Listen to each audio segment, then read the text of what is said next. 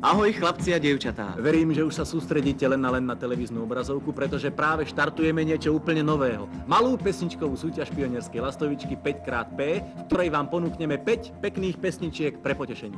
To, že máte radi populárne pesničky, veľmi dobre vieme. To, že sú vám blízke súťaže, vieme tiež. A práve preto sme sa rozhodli spojiť tieto dve vaše záľuby do našej spoločnej súťažnej hry, v ktorej sa budeme stretávať raz v mesiaci. Zdôrazňujeme, že ide predovšetkým o hru, v ktorej musí byť logicky niekto prvý, niekto druhý, niekto tretí, niekto posledný a niekto musí aj vypadnúť. Ale o tom už budete rozhodovať jedine vy.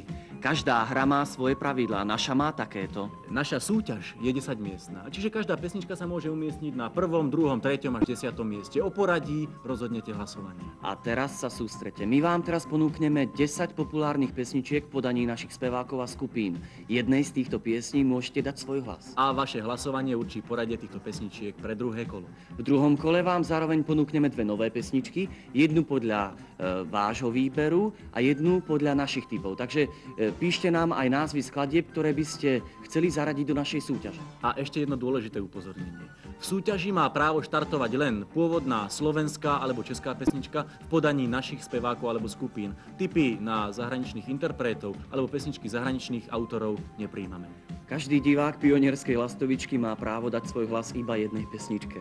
Každá pesnička, ktorá sa umiestní na jednom z prvých 3 miest 3-krát, automaticky vypadne, aby uvoľnila miesto ďalším. S víťaznými pesničkami sa potom stretneme v poslednom záverečnom kole. Že je to trocha zložité? Nebojte sa, máme pripravenú svetelnú tabuľu, na ktorej bude všetko jasné a zrozumiteľné. Tak pravidlá hry už poznáme a môžeme sa teda pustiť do prvej polovice sľúbených 10 pesničiek.